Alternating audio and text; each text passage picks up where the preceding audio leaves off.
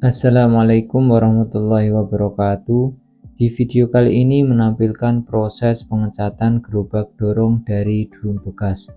Bagi teman-teman yang pengen membuat gerobak dorong seperti ini, nanti di akhir video akan aku tunjukkan detailnya.